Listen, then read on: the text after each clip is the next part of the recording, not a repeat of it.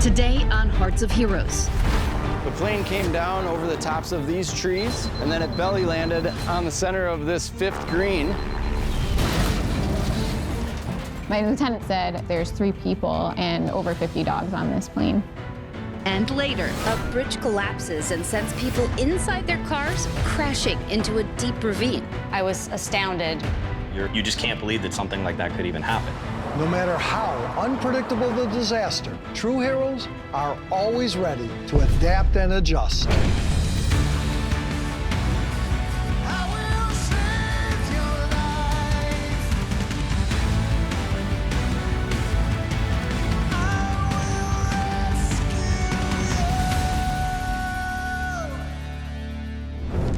Responding to a plane crash is not a call that first responders get every day. But imagine you get that call and then you hear that the plane that's in trouble not only has 3 people on board, but 53 dogs too.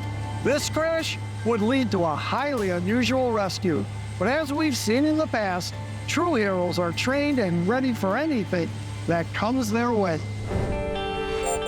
The city of Waukesha, Wisconsin sits 20 miles outside of Milwaukee. It's a family and dog-friendly community. In fact, the Humane Animal Welfare Society, or HAWS, often brings in rescue animals from other parts of the country for adoption right here in Waukesha. We have a lot of relationships with shelters that are not as well-resourced as our shelter is. We will work with these animals here in a well-resourced community to support these pets and get them adopted into homes. In November of 2022, a twin-engine cargo plane left New Orleans and headed for the HAWS shelter in Waukesha. On board were 2 pilots, 1 passenger, and 53 rescue dogs. But that week, the weather made a harsh shift. We had our first snowfall, so we were dealing with heavy snow at that time. This was a very snowy day in November, almost a squall-like snow where you couldn't hardly see to drive, much less fly. As the plane approached the Waukesha airport, it had a mechanical failure and started losing altitude. The pilots made the quick decision to make an emergency landing, but the only open space available was the Western Lakes Golf Club. About 9 o'clock in the morning, heard a really weird and strange noise, but it was a sound that I will never forget.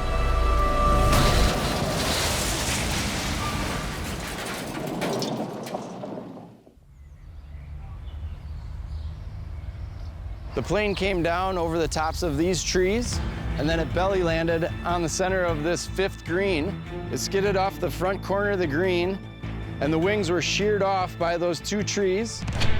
It skidded through the marsh and then ended up coming to rest by those pine trees and the bunker on the other side of the 2nd fairway. The fate of those on board was still unknown. 911 calls went out immediately. 911, location of your emergency. Plane just crashed on the golf course. I don't know if anybody's hurt. Okay, a plane crashed on the golf course? Yes. While a plane crash landing on the course is a colossal undertaking on its own, rescuers had no idea how much more complicated things were about to become. 3 people on board with dogs. They're transporting dogs. All right, we have assistance on the way.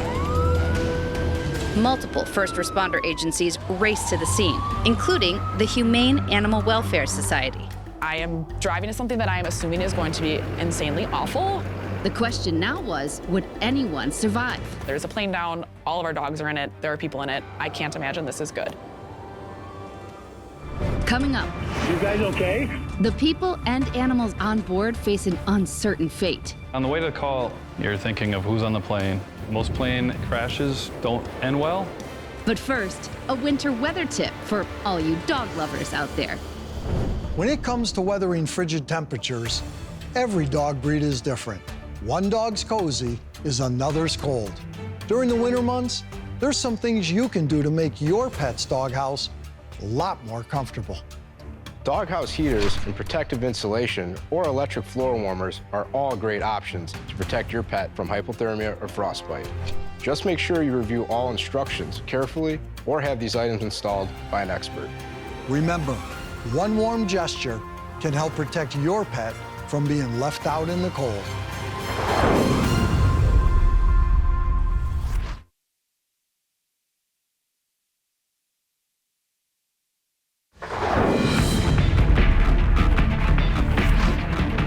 In November of 2022, a cargo plane carrying 3 people and 53 rescue dogs crashed on a golf course in Waukesha, Wisconsin. It all happened in a frigid winter storm.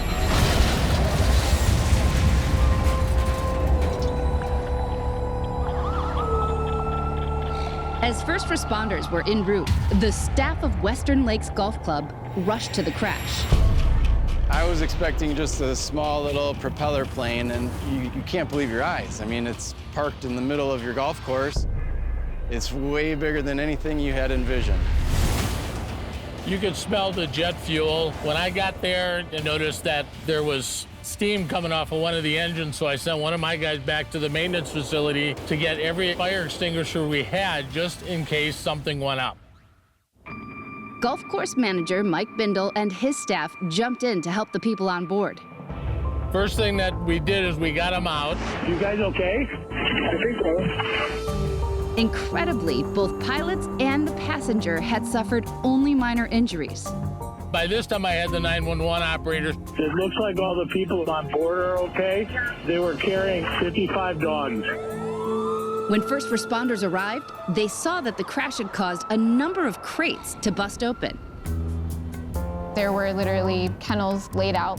Some of them were in great condition, other ones were a little broken up, and I couldn't even tell you how many dogs were just running around. Firefighters Amber Christian and Al Steitzer endured freezing weather to ensure no dog was left out in the cold. We took every blanket off of our ambulance to make little swaddles for them and to help keep them warm. Every time a dog would come up to me, I'd kind of make sure I got a hold of it and gave it to somebody who was able to put it into a kennel or get it into a vehicle into a safe location. By now, the staff of Humane Animal Welfare Society had arrived. First responders start coming up to me and they're like, oh, I have a dog in my car, I have a dog in my car. There's absolutely no reason that everyone and everything on board of that aircraft should not have died. They just didn't. The 2 pilots and passenger were taken to the hospital. Meanwhile, all of the dogs were transported to the shelter to be checked for injuries. There were some additional medical checks and a lot of evaluating them over the next couple of days. Miraculously, none of the 53 dogs suffered major injury. But those who witnessed the crash know that this could have been so much worse. Hats off to the pilots for putting it down where they did. He avoided the condos just on the other side of those trees. He avoided the interstate, and then there's also a hospital near the interstate. The fact that it landed where it did is remarkable. But that wasn't the only remarkable thing that happened that day. Little did these firefighters know that their lives were about to change forever after falling in love with the very dogs they pulled from the wreckage. The first responders started calling and wanted these dogs. The next morning, I went right there and they put a couple puppies in a room and I sat down and he came and he plopped in my lap. And I was just like, okay, this one's my dog. I was more of a cat person before that morning, but I called my boyfriend as soon as we were clear from the scene and I told him, hey, we've got another dog. I wasn't going to adopt another dog because I had 2 at home already, but this one came running at me and jumped in my arms and I started to tear up and still emotional about him because I do love dogs and it was just, we were meant to be. Recently, Sheldon Yellen of our sponsor, Belfour Property Restoration, arranged a reunion for these lucky dogs and their pet parents. Wow, here they are. Chief Matt, how are you? I'm well, how are you? Great to see you. Thanks for your service, everybody. Okay, who adopted who? I adopted one. Her name's Ellie. She's a little pit bull mix. I have Marley, which is a boxer mix. My new best friend's name is Lucky. He's a pit bull mix. And well, he is Lucky. And I have Artemis, Lucky's brother. Lucky's brother, so we kept it in the family. Yeah. And as I understand it, these dogs have never seen each other since the day of that crash. I think it's time to change that up. Let's bring them in.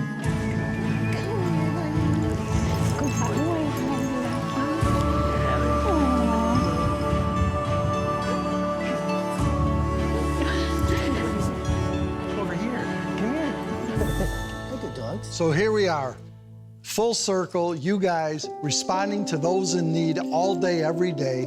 Now our four-legged friends know they too are in good hands with you. Heroic?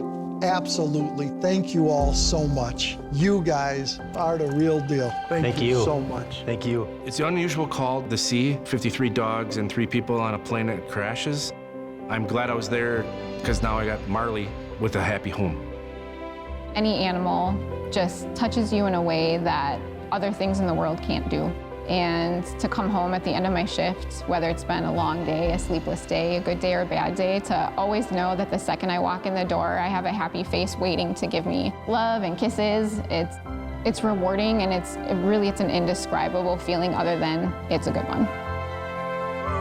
I wasn't really even in a position to be adopting a dog when I did, but if a dog falls out of the sky, I had a dog that was chosen for me. I can't really imagine what I'd do without him. Coming up, a bridge collapses. I'm thinking a mass casualty incident, how we're going to manage this.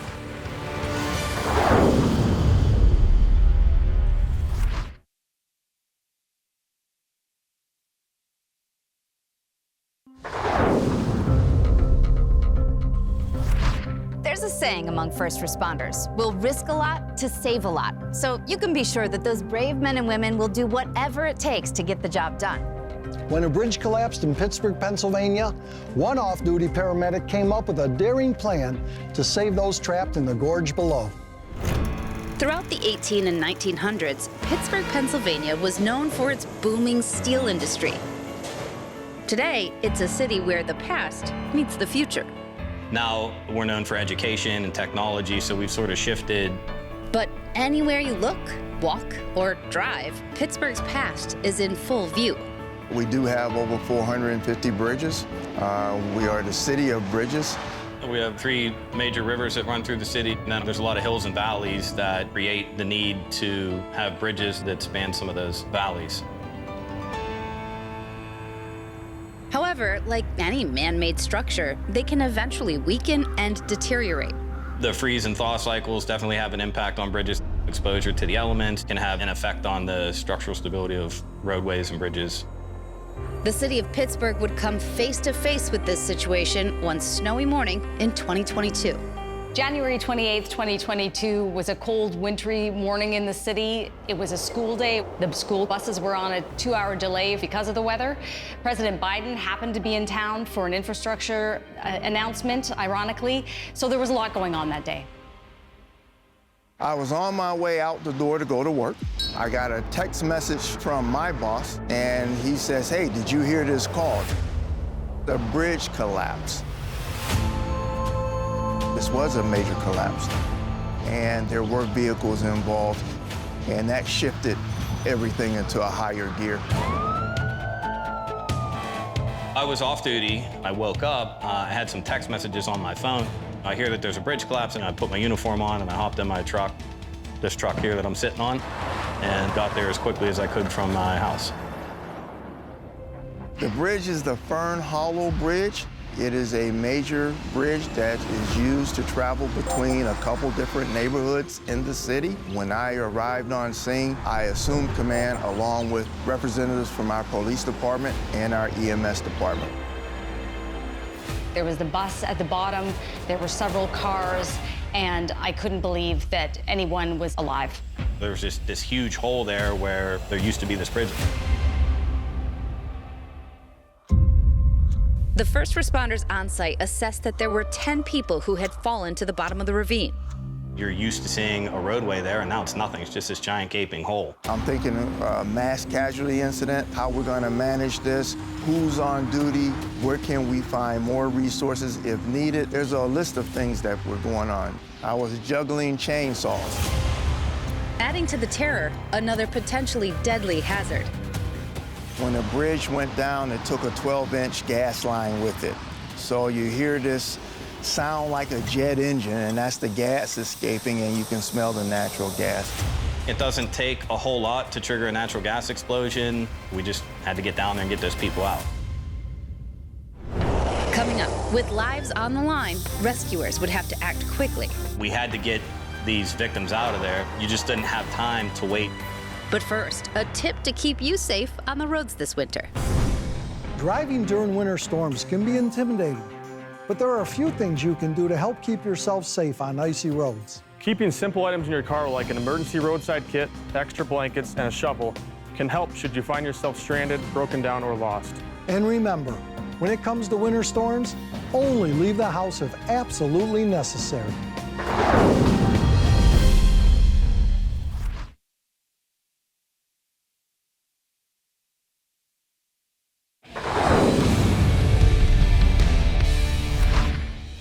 On the morning of January 28, 2022, a 4-lane commuter bridge suddenly collapsed in Pittsburgh, Pennsylvania. Forbes Avenue is a major artery here in the city. It's a heavily traveled bridge. The disaster sent 10 drivers crashing into a ravine below. You're in a state of disbelief. You just can't believe that something like that could even happen. And here it is right in front of you, and now you've got to do something about it. Making matters worse, a foot-wide gas line running alongside the bridge was severed and spewing dangerous fumes. We had to get these victims out of there. They're injured, it's cold. You just didn't have time to wait for the gas company to come in and get the gas shut off. So just kind of had to do what we had to do. EMS and some firefighters reached down using a human chain to help those people who were ambulatory and trying to climb up out of the ravine. A human chain is essentially locking arms with one person, then another, and so on. The goal is to do this until you can reach the victim. The human chain pulled 7 victims to safety, but 3 of them sustained injuries so severe that they couldn't be moved. They would require an emergency extraction from below. We had one 4-wheel drive vehicle that was assigned to my emergency management planner, and that wasn't going to be enough. When I was standing there sort of at the edge, kind of taking in the whole scene, I was hearing some radio chatter about could the medic unit even make it down to get to the patient and then get back out. The light went off in my head. I've got this pickup truck. Our assistant chief was running the show down in the ravine. I called him on the radio and said, I have my pickup truck. Do you want me to try to come down there? And he said, yeah. And we deployed both of those vehicles into the ravine to assist with extrication of the people that were there. I went up this way, went up Dallas Avenue, back to the backside of this where there's an entrance gate that can access the trails. The park ranger had to open up the gate, which led us into the trail. But these foot trails were designed for hikers, not pickup trucks. They're kind of narrow and windy and steep and covered in snow. We went really slow to make sure that we don't end up rolling over a hillside. Got a couple patients down there, but can't get anybody down because of the access issues. So we got myself and a public works pickup truck to go down and get some of these people out. There were some down trees and logs and stuff that we had to navigate, so it was definitely treacherous. Luckily, paramedic Atkinson was an experienced off-road driver. John and his colleagues got down there and knew what they needed to do and did it. They had one patient in a rescue basket already packaged up, ready to go. Myself and a couple other paramedics picked her up in the Stokes basket and loaded her into the back of my pickup truck here. Up above the ravine, Chief Daryl Jones was dealing with the busted gas line. Eventually, the gas company came and shut off the main valve. Meanwhile, paramedic Atkinson began carefully transporting a victim back up the trail. I took a very, very, very cautious drive back up the way that we came. It was a little bit treacherous, but again, I took my time and was extra cautious because I had precious cargo on board and made it out of the park. They knew there was a gas leak and they knew there were potential dangers, but they did it anyway. Within hours, all the people were rescued and all eventually recovered thanks to the heroic efforts of these first responders. It's a big sigh. We achieved what we came here to do, and nobody got hurt. It was a successful operation all the way around. The most amazing thing about first responders is that they don't really ever talk to you about how hard it was for them or how bad it was for them. They just do. We are first responders. That's what we do. See a problem, we solve a problem. And that's what he did that day, so kudos to him for his efforts.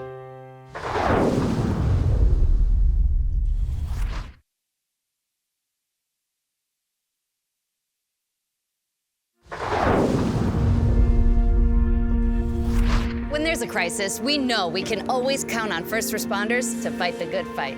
Their generosity and strength and spirit keep us safe each and every day. And for that, we say thank you. And speaking of, thank you for watching. We'll see you next time right here on Hearts of Heroes.